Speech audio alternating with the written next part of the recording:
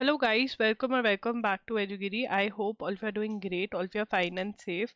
यहाँ पर 6 PM पे हर रोज द हिंदू का एनालिसिस होता है। अगर आपने अभी तक इस चैनल को इस वीडियो को लाइक नहीं है तो लाइक कर दो और do subscribe to our channel.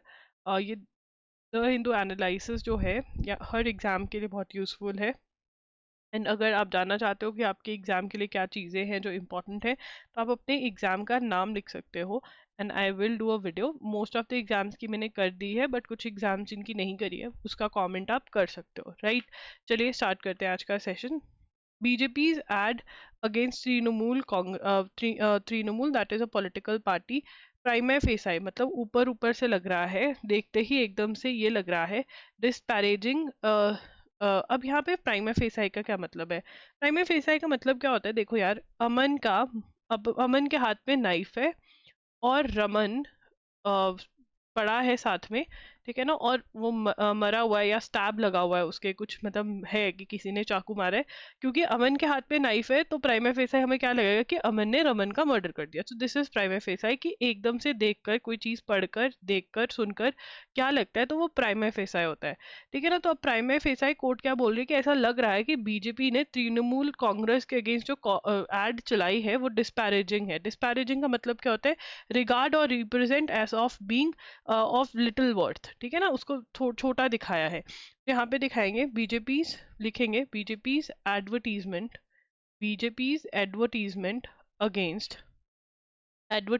Against Trinamool Congress against Trinamool prima facie disparaging. Disparaging का मतलब क्या होता है? डिस्पैरेजिंग का मतलब कि छोटा दिखाना किसी को। Represent as of being little worth, ठीक है ना, छोटा दिखाना किसी को। तो that is what is this, ठीक है ना। BJP advertisement against Trinamool prima facie disparaging. Disparaging is a vocab word. अब यहाँ पे ये क्या बता रहे हैं? ये बता रहे हैं एक्सर्प्ट्स from the model code of conduct on the general conduct of political parties and candidates, criticism of other political parties when made shall be confined to their policies and program and past record and work। आप उनके policies जो है political parties के जो programmes उन्होंने चलाए हैं, जो उनका वर्क किया है, आप उनको बड़े आराम से खुलेआम क्रिटिसाइज कर सकते हो।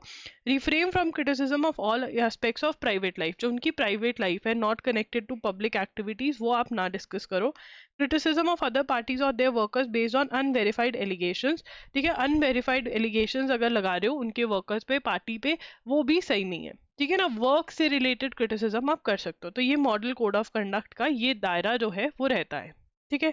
उसके बाद the supreme court told the Bharatiya Janata party on Monday that D-generation debates during Lok Sabha elections would only harm voters interest while funding advertisements published by party against the Trinamool Congress prime. तो यहाँ पे वो कह रहे हैं कि जो तृणमूल कांग्रेस के अगेंस्ट एडवर्टीजमेंट बीजेपी ने निकाली है वो गलत है, वो सही नहीं है। You can promote yourself, you can say you are the best, you can not lend our hand to cause acrimony, ठीक है। तो यहाँ पे एक्रीमोनी का मतलब क्या है? एक्रीमोनी बिटरनेस और इल फीलिंग, ठीक है ना। एक्रीमोनी का मीनिंग क्या है? एक्रीमोनी का मतलब क्या है? बिटरनेस और इल फीलिंग वो कैब टर्म सभी लिखेंगे, सभी एग्जाम्स में आती है इंग्लिश में, एक्रीमोनी, ठीक है ना।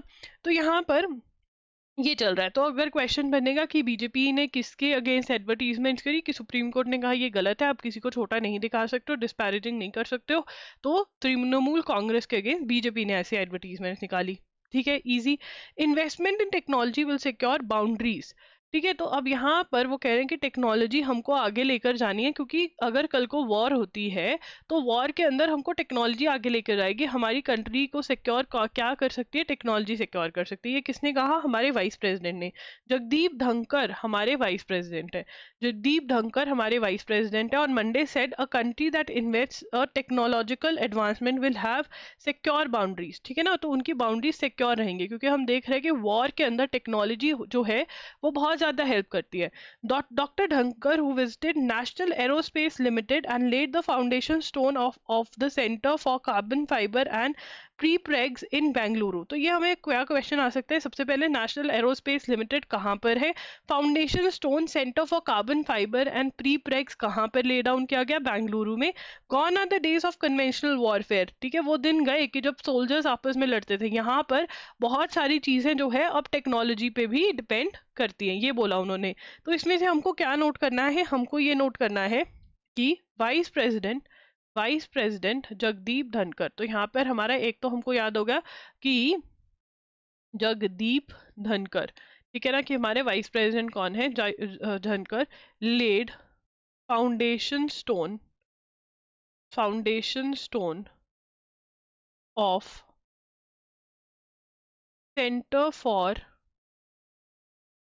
Carbon fibre and prepregs in Bengaluru, ठीक है ना। कहाँ पर, नेशनल एरोस्पेस लिमिटेड। तो यहाँ पे पता होना चाहिए कि NAL नेशनल एरोस्पेस लिमिटेड जो है वो कहाँ पर है, बेंगलुरु में है वो, ठीक है जी। चलिए आगे चलेंगे। He witness the flying display of Hansa NG, the indigenous flying trainer design and develop by NAL and HAL, ठीक है ना, HAL एयरपोर्ट। तो यहाँ पे एट द HAL एयरपोर्ट, ठीक है ना। तो यहाँ पर हम किसके बारे में लिखेंगे, हंसा के बारे में। किसके बारे में लिखेंगे, हंसा NG के बारे में लिखेंगे। हंसा NG क्या है, हंसा NG क्या है, हंसा NG जो है वो क्या है, it is a indigenous flying trainer designed and developed by NAL, that is National Aeronautics Limited। किसने बनाया है, नेशनल एरोनॉटिक्स लिमिटेड, ठीक है ना, नेशनल एरोनॉटिक्स लिमिटेड ने बनाया है, ठीक है जी। नेशनल एरोनॉटिक्स लिमिटेड का भी थोड़ा पढ़ लेते हैं कि ये क्या है और मतलब क्या करते हैं ये, ठीक है ना। National aeronautic laboratories is India's first and largest, ये नेशनल एरो स्पेस लिमिटेड बोला गया है ना। एक मिनट रुक जाइए, NAL जो है वो क्या है, national aeronautics limited. Sorry guys, ये मुझे रिसर्च करके दिखाना चाहिए था बट अब मैं यहीं पे कर रही हूँ, ठीक है। तो ये कह रहे हैं कि first and largest aerospace research company है, एस्टैब्लिश बाय CSR इन दिल्ली। तो यहाँ CSR दिल्ली, ठीक है ना। तो ये क्या है, largest and first aerospace research company, ठीक है ना, established by CSIR in 1959। CSIR क्या है, council of scientific and industrial research, ठीक है ना। तो चलिए आगे चलते हैं। अब यहाँ पे द मोमेंट पायल कपाडिया, देखो पायल कपाडिया पे क्वेश्चन आएगा ही आएगा, 101% पायल कपाडिया पे क्वेश्चन तुमको आएगा ही आएगा, हमें बहुत क्लियर है, तीसरी चौथी बार ये पढ़ रहे हैं। तो पायल कपाडिया ने कौन सा अवार्ड जीता है, चलिए आज याद ही कर लेते हैं। उन्होंने ग्रैंड प्रिक्स अवार्ड जीता है, जो सेकंड हाईएस्ट अवार्ड होता है केन्स का। She has become the first Indian film maker to win this award, ठीक है जी। कौन सी के लिए जीता है, अपनी मूवी, अपनी documentary short film all we imagine as light के लिए जीता है। As the 38-year-old walk the stage, she pulled along the 3 women, जो वुमेन उस मूवी में एक्टिंग करती है, कानी कोसरूती, दिव्या प्रभा एंड छाया कदम, ठीक है, इनके नाम हम याद करेंगे। For posing became the 77th edition of the festival, ये भी इंपॉर्टेंट है कि इस बार 77th edition of the festival हुआ। तो पाम दे ओर जो होता है वो कैंस का सबसे टॉप मोस्ट अवार्ड है, हाईएस्ट ऑनर है ठीक है ना, which went to American director Sean Baker's Anora for her trilingual debut feature and Indo French collaboration which shines a light on the story of two Malayali nurses and migrants working in maximum city Mumbai is a big win for indie cinema. अब यहाँ पर ये जो story है ये India से related थी, तो ये भी हमारे लिए इम्पोर्टेंट है। मतलब या तो क्वेश्चन पायल कपाडिया से आएगा या क्वेश्चन पामदेव से भी आ सकता है। The last time an Indian film was in the competition section was 30 years ago when Shaji and Karun Swaham मतलब 30 years ago ये कंपटीशन में कौन सी मूवी आई थी, वो ये वाली आई थी। ठीक है, तो यहाँ पर अगर हम याद ही करना चाहते हैं तो सबसे पहले पायल कपाडिया, ठीक है ना, पायल कपाडिया अगर हम माइंड मैप बना रहे हैं, आपने ऑलरेडी लिखा हुआ है, दोबारा नहीं लिखना है, मैं लिख रही हूँ, आप याद करेंगे। First Indian women to win, first Indian, not women, first Indian, मतलब मेल ने भी किसी ने नहीं जीता है, first Indian film maker to win कौन सा award, grand prix award. Grand prix award ये कैन्स का सबसे सेकंड हाईएस्ट अवार्ड है, second highest award, second highest honour है ये कैन्स का, याद रहेगा। ग्रैंड प्रिक्स अवार्ड किसने जीता है, पायल ने जीता है, पायल कपाडिया ने जीता है, ठीक है ना, और ये फर्स्ट इंडियन बन गई हैं। उसके बाद अब इसमें हमें इनकी मूवी का नाम याद रखना है, हमें मूवी का नाम क्या याद रखना है, all we imagine as light, all we imagine as light, ठीक है ना।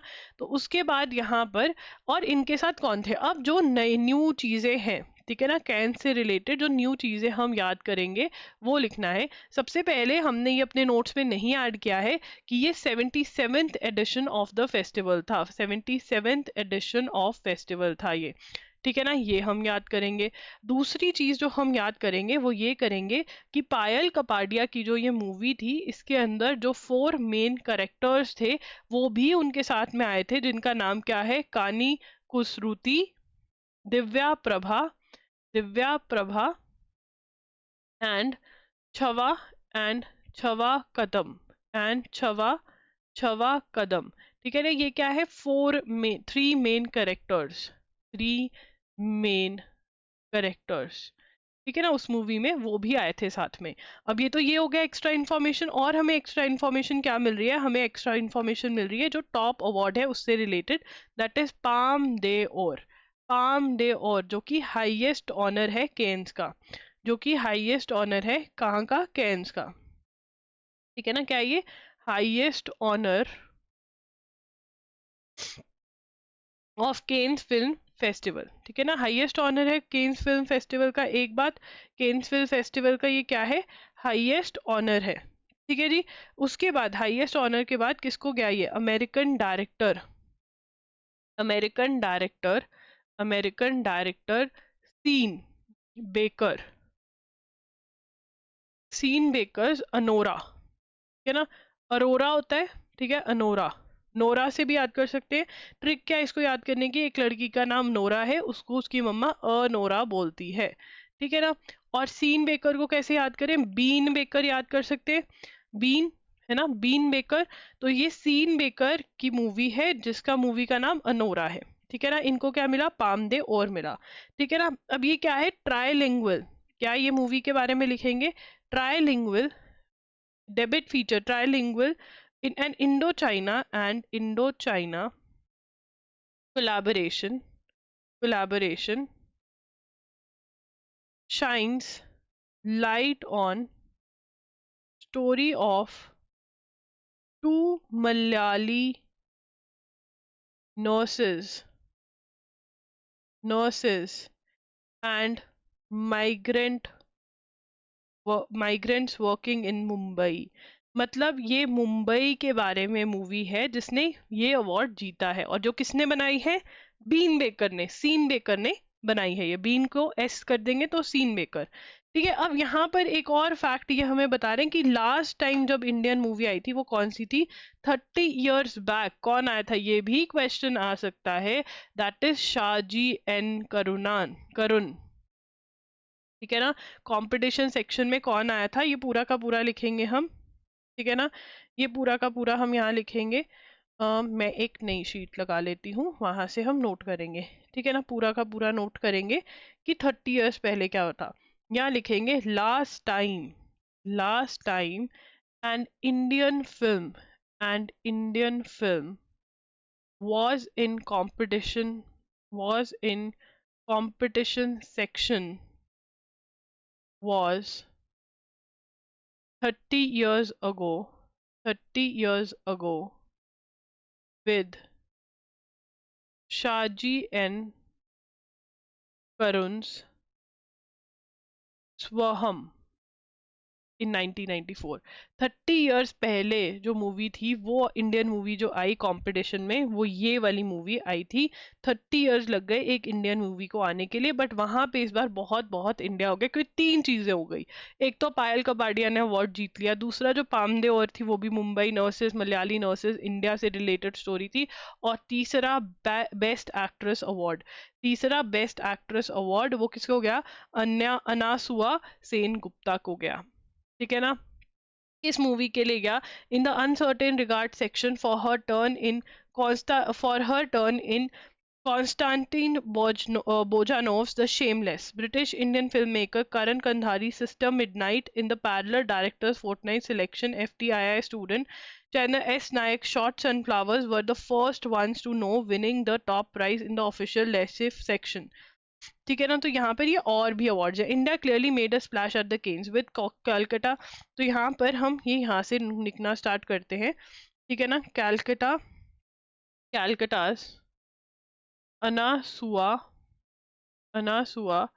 Sen Gupta winning best actress in un certain regard section for Konstantin Bojanov's The Shameless. British Indian filmmaker ये सारा लिखना है हमको। Filmmaker Karan Kandhari's Sister Midnight in the Parallel Director Fortnight Selection FTII student S Naik short film winning the top prize in official Lashiv section. ठीक है ना? तो ये उसमें जीती है Midnight Shameless British Indian filmmaker Sisters Midnight in Parallel Directors Fortnight Selection FTII student। तो ये अब हमें निकालना है कि इनको क्या मिला, ये मैं ढूंढ कर लाऊंगी। ठीक है ना?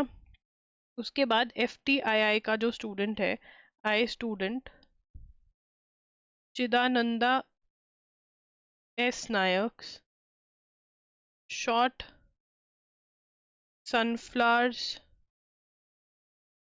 were the first ones to know, winning top prize in official La Cinef section. तो ये भी एक जीत हुई है। मैंने तो आपको कहा था 3 हुई है, ये चौथी हुई है, ये कल नहीं था, याद करेंगे। Cannes competition for film school students Cannes classical releasing a remastered Manthan, Sham Bengal's 976 film and so forth. For Kapadia, this was her third outing in Cannes. She had won the Best Documentary Prize in 2021 with the Grand Prix Prize just 3 years later. Kapadia will inspire young. तो यहाँ पे कपाडिया ने भी, जो पायल कपाडिया है, Kapadia won Best Documentary Prize. Best Documentary Prize in 2021 में she won best documentary prize. Now this is important AF, ठीक है ना? तो this is very very important. Please इसको अच्छे से याद कर कर जाना। कल वाले नोट्स और आज वाले नोट्स ये इंपॉर्टेंट है। ये वाले चीज के बारे में ढूंढ कर लेकर आएंगे कि क्या अवार्ड जीता है या ऐसे ही बता रहे हैं, ठीक है ना? क्योंकि यहाँ पे क्लियर नहीं है। Sundays Indian premier league, IPL की फुल फॉर्म हमें पता होनी चाहिए। आईपीएल की फुल फॉर्म हमको पता होनी चाहिए क्या है? Indian premier league. Indian premier league, ठीक है ना? इंडियन प्रीमियर लीग ये फुल फॉर्म है आईपीएल की। कौन जीता इस बार? KKR जीता कैलकाटा नाइट राइडर्स। तो इनकी फुल फॉर्म भी पता होनी चाहिए। कैलकाटा ये तो तुमको पता ही होगी है ना, ये तो तुम मुझे बता दोगे। चलो थोड़ा साफ साफ लिखते हैं, नहीं तो बच्चे कहते हैं बहुत ही गंदी राइटिंग थी। IPL सबसे पहला पॉइंट, इंडियन प्रीमियर लीग, है ना।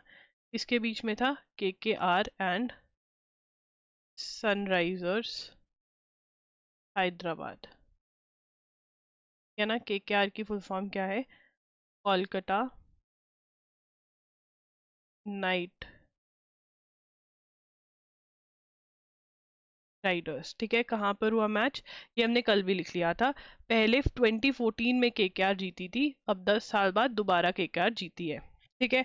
Shreyas Iyer was the captain. Astute, astute का मतलब क्या होता है? Having or showing an ability to accurately assess. ठीक है ना, अस्तूट कैप्टन। ठीक है ना, कैप्टन जो जीता। ऑफ अस्तूट मतलब क्या होता है? Having or showing, having or showing, having or showing an ability, an ability to accurately, to accurately assess। ठीक है ना, assess situations, people, देख लेना सारा। ठीक है ना, astute का मतलब ये होता है, very common word, very important वो कैप टर्म। अब तालिबान लेड, अब यहाँ पर ये बात करें चबाहर ईरान अग्रीमेंट की, चबाहर ईरान अग्रीमेंट की। और इससे मुझे इसराइल वाले कुछ बच्चों ने कहा था कि इसराइल का जो है हमें वो डिटेल्ड एक वीडियो बना दो। ऑलरेडी बनी हुई है लास्ट ईयर की, सब कुछ सेम है, बहुत ही शॉर्ट में स्टोरी समझाई हुई है। मैं उसका लिंक दे दूंगी इस बार के कॉमेंट्स में, पिन कर दूंगी लिंक, दोबारा से मांग लेना मेरे से। तो यहाँ पर चबाहर ईरान का हमने, ठीक है, यहाँ पर ये लिखने की ज़रूरत नहीं है, चबाहर ईरान हमने बहुत बहुत डिटेल में बात करी है फर्स्ट हाफ ऑफ मई के अंदर। वहाँ से डेट बता देंगे बच्चों आपको, वहाँ से कर सकते हो। यहाँ पे मैं एक्सप्लेन करने वाली हूँ सिर्फ। चबाहर क्या है? It is a port in Iran. ठीक है ना, इंडिया ने 10 ईयर्स का अग्रीमेंट किया है ऑपरेशन के लिए, कि हम चलाएंगे इसको। पहले डेवलपमेंट का अग्रीमेंट किया था और अब ऑपरेशन के लिए अग्रीमेंट किया है 10 साल के लिए इंडिया ने। ठीक है ना, चबाहर पोर्ट इतना ज़्यादा इंपॉर्टेंट क्यों है? क्योंकि ये हमें लिंक करता है, हम ट्रेड कर पाते हैं अफगानिस्तान के साथ और सेंट्रल एशियन कंट्रीज के साथ। वैसे हमारी कनेक्टिविटी थ्रू पाकिस्तान बनती है, बट पाकिस्तान हमको ये ट्रेड करने के लिए अलाउ नहीं करता, तो ये रास्ता हमारे लिए निकल जाता है। So it is important. अब यहाँ पर एक बहुत ही बड़ी चीज़, Taliban led interim government. Interim का मतलब क्या होता है? टेम्परेरी। इंटरिम का मतलब क्या होता है? टेम्परेरी। तो तालिबान लेड इंटरिम गवर्नमेंट भी है अफगानिस्तान के अंदर, काबुल के अंदर, अफगानिस्तान के अंदर। Has also thrown its weight behind the port, offering an investment of $35 million. यहाँ पर बहुत बड़ी चीज है कि तालिबान भी, अफगानिस्तान भी चाहता है कि ये पोर्ट जो है डेवलप हो, as it looks to secure alternative and not be economically reliant on Pakistani ports. मतलब वो भी पाकिस्तानी पोर्ट्स लाइक गवादर और कराची पे डिपेंड नहीं होना चाहते। In November 2023 Taliban leader Mullah Baradar visited Chabahar with Shahid Beheshti visible in the background. ठीक है, तो ये एक बहुत ही इंपॉर्टेंट चीज है और ये अभी तक हमें कहीं पर भी नहीं पड़ी है कि तालिबान ने भी अपना इंटरेस्ट शो किया है इसके अंदर। ठीक है ना, तो ये लिखेंगे कि तालिबान ने भी अपना इंटरेस्ट शो किया है। तो यहाँ पे लिखेंगे Taliban led interim government in Afghanistan has offered an investment of $35 million to secure alternatives and not to be dependent on Pakistani ports such as Karachi and Gwadar. ठीक है ना, तो यहाँ पर इसका मतलब अफगानिस्तान भी साथ दे रहा है, तो ये चबाहर पोर्ट से रिलेटेड लिंक्ड हो गया। ठीक है ना, चबाहर पोर्ट वाले जो नोट्स हैं वो आपके मई के स्टार्टिंग में 2 से 3 बार बनाए हैं हमने, वहां से आप पिक कर सकते हो। ठीक है। मेंस्ट्रुअल हाइजीन मतलब जो लड़कियों को पीरियड्स आते हैं उसके बारे में बात कर रहे हैं, और जो जेल के अंदर लड़कियां हैं उनके पीरियड्स के लिए क्या उनको पैड्स प्रोवाइड करे जाते हैं, क्या हो रहा है क्या नहीं, उसके बारे में बात कर रहे हैं। India is witnessed a promising shift, India ने एक बहुत ही बढ़िया शिफ्ट नोटिस करी है मेंस्ट्रुअल हाइजीन में, ठीक है ना। लड़कियों को पैड्स जो हैं वो दिए जा रहे हैं, which is a good thing. Fifth round of National Family Health Survey revealed that about 8 out of 10 young women aged 15 to 24 years are now using safe menstrual hygiene, मतलब periods के during वो safe चीजें use कर रही हैं, which is great. In a society where prisoners are deemed unworthy, अब यहाँ पर वो कह रहे हैं कि women जो है prisoners में उनको ये facility नहीं provide करी जा रही, which is not right. ये एक ऐसे writing के लिए बहुत बड़ी चीज है, ठीक है ना। वुमेन इक्वालिटी के अंदर आप इसकी बात कर सकते हो कि ये चीज नहीं प्रोवाइड करी जा रही। According to national crime According to National Crime Records Bureau, there are 23,772 women in Indian prisons. इतना नंबर है इनका जो जेल में है, ठीक है ना। और जो मॉडल प्रिजन मैनुअल है हैव नॉट इम्प्लीमेंटेड प्रोविजंस, जबकि कहा गया है the quality of sanitary napkins is not that great. In 2023 India took an important STRIDE forward bye formulating national menstrual hygiene policy. तो इंडिया क्या लेकर आया, नेशनल मेंस्ट्रुअल हाइजीन पॉलिसी लेकर आया to recognize menstruation as a natural process that demands more meaningful attention. At its heart lies a crucial principle ensuring equity in the safe and dignified. ठीक है ना। तो यहाँ पर इंडिया ने किसके बारे में बात करी, ये हम लिखेंगे नेशनल, किसके बारे में बात करी, national national menstrual national menstrual hygiene hygiene policy, ठीक है ना। नेशनल मेंस्ट्रुअल हाइजीन पॉलिसी, ठीक है। तो 2023 India formulated the above policy to recognize menstruation as a natural process that demands more meaningful attention, ensuring equity in safe and dignified management of menstrual hygiene, ठीक है ना। तो अब यहाँ पर क्या है, नेशनल मेंस्ट्रुअल हाइजीन पॉलिसी। सबसे पहला क्वेश्चन क्या बनेगा, कब आई 2023 में। यहाँ पर कहा गया कि मेंस्ट्रुएशन जो है वो एक नेचुरल प्रोसेस है और उसको मीनिंगफुल अटेंशन देनी चाहिए, और इसलिए डिग्निफाइड मैनेजमेंट और मेंस्ट्रुअल हाइजीन पे गवर्नमेंट को ध्यान देना चाहिए। Prioritise equity in enabling all menstruating individuals regardless of this, मतलब क्या करेंगे, इक्विटी अवेलेबल करवाएंगे, हर चीज जो चाहिए चाहे वो जहां मर्जी पे, ठीक है ना। अब यहाँ पर क्या लिखेंगे, prioritise prioritise equity to enable all menstruating individuals, कि जो उनको नीड्स हैं वो दी जाए, ठीक है ना। और ये क्या थी, ड्राफ्ट पॉलिसी थी, ठीक है ना। ड्राफ्ट पॉलिसी थी मतलब ये लागू नहीं करी गई है, इसका सिर्फ ड्राफ्ट बनाया गया है। तो हमें क्या याद रखना है, ये कब आई और ये क्या चाहती थी। तो लास्ट पॉइंट और स्टार्टिंग वाला पॉइंट याद कर लेंगे तो वी आर डन। उसके बाद the Kerala government issued an order allowing the Kerala Forest Development Corporation to plant eucalyptus trees for its financial sustenance, ठीक है ना। तो यहाँ पर लिखेंगे केरला, यहाँ पे लिखेंगे Kerala government issued order allowing Kerala Forest Development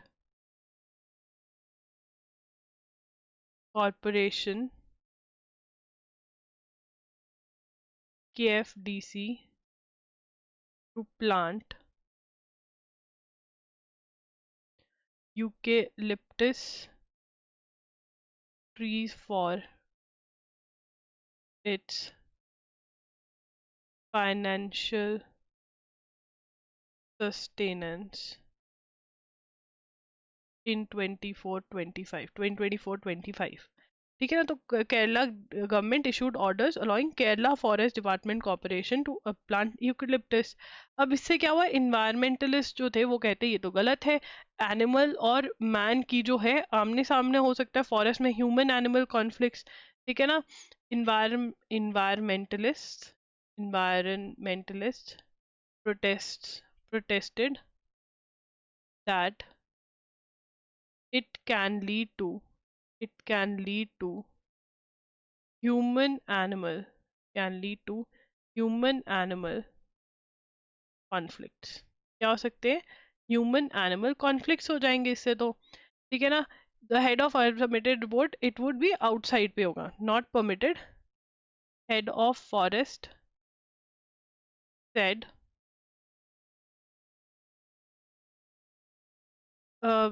eucalyptus eucalyptus, क्योंकि वो उसको जो भी होगा उस पेड़ को देखने जाएंगे, लगाने जाएंगे, उसकी केयर करने जाएंगे, तो अंदर eucalyptus trees not allowed inside the forest,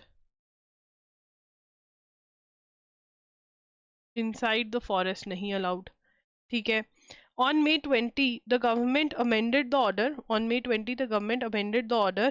Its order to limit permission to only cut exotic tree species from lands in KDFC's control. तो एग्जॉटिक ट्रीज जो हैं वो सिर्फ वहां से कट होंगे जहां पे जो केडीएफसी के कंट्रोल में। केडीएफसी वाज एस्टैब्लिश्ड ऑन 1975 में आया था as part of dynamic production forestry enterprise. According to the corporation has 7,000। तो ये मतलब प्लांटेशंस लगाते हैं और उनको तो निकालते हैं, मतलब जो कॉमर्शियल बिजनेस के लिए काम करते हैं गवर्नमेंट, ठीक है ना, ट्री से रिलेटेड काम ये करते हैं। Clearfield plantations are planted with species listed in management plan। तो प्लान के अकॉर्डिंग जो स्पीशीज लगानी होती है वो लगाते हैं, ठीक है ना, और सॉइल वगैरह की चेकिंग होती है। तो यूक्लिप्टस जो था, इस क्यों प्रोटेस्ट हुई कि यूक्लिप्टस ट्रीज फॉरेस्ट में मत लगाओ, उन्होंने कहा नहीं लगाएंगे, हम फॉरेस्ट के बाहर ही लगाएंगे, ठीक है बस। DRDO chairman gets a years extension of service, ठीक है ना। तो यहाँ पर लिखेंगे defence defence research defence research development organization, that is DRDO, that is DRDO, ठीक है। Chairman Sameer V Kamath, Sameer V Kamath gets a year's extension of service, 1 साल की एक्सटेंशन ऑफ सर्विस मिल गई है, ठीक है। किसको, समीर वी कामत को, किसको, समीर वी कामत को, किसको, समीर वी कामत को, ठीक है। Nothing corrupt in making promises in manifestos. Manifestos क्या होते हैं, जो पॉलिटिकल पार्टी के होते हैं कि हम ये करेंगे अगर हम पावर में आ गए, वो आ गए। तो सुप्रीम कोर्ट क्या कह रहे हैं, said that there is nothing corrupt about promises made in political parties manifesto.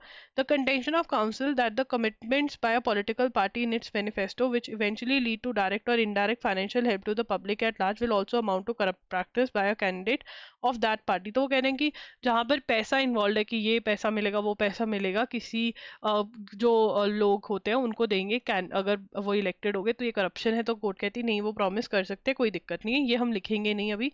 China agrees to revive cooperation with Seoul, that is South Korea, Tokyo that is Japan, ठीक है ना, but miffed by their US ties, ठीक है ना। उसको अच्छा नहीं लगता कि ये लोग यूएस के बहुत क्लोज है, ठीक है ना। साउथ कोरिया और जापान किसके बहुत ज्यादा क्लोज हैं, यूएस के बहुत ज्यादा क्लोज हैं, यूएस इनका पक्का वाला दोस्त है, ठीक है ना। बट चाइना कहता है हम भी करेंगे, ठीक है। मिफ्ट का मतलब क्या होता है, एंग्री, गुस्सा। तो यहाँ पे लिखेंगे China China agrees to revive cooperation with South Korea, Japan, but miffed by their US ties. मिफ्ट का मतलब क्या होता है? एंग्री. मिफ्ट का मतलब क्या होता है? मिफ्ट का मतलब क्या होता है? एंग्री. ठीक है, लिटिल एंग्री और अपसेट. लिटिल एंग्री और अपसेट. ठीक है ना, चाइना को क्या गुस्सा है कि तुम यूएसए के बहुत क्लोज हो. ठीक है ना. Agreed on Monday to revive 3-way cooperation, shared challenges, issued a veiled rebuke. Rebuke का मतलब क्या होता है? Express sharp disapproval or criticism because of their behaviour or actions against the two countries expanding security cooperation with United States. Rebuke का मतलब क्या होता है? Sharp disapproval. तो रिबूक का मतलब है शार्प डिसअप्रूवल. ठीक है ना, शार्प डिसअप्रूवल. ठीक है ना. प्यूक होता है ना, अंदर पेट से आती है आवाज की, प्यूक आ जाता है मतलब अप्रूवल, ये खाना अच्छा नहीं लगा, तो यहाँ से प्यूक. रिबूक मतलब डिसअप्रूवल. ठीक है ना. तो चाइना और जो है इनकी क्या हुई थी? फर्स्ट. ठीक है ना, फर्स्ट ट्राइलेटरल मीटिंग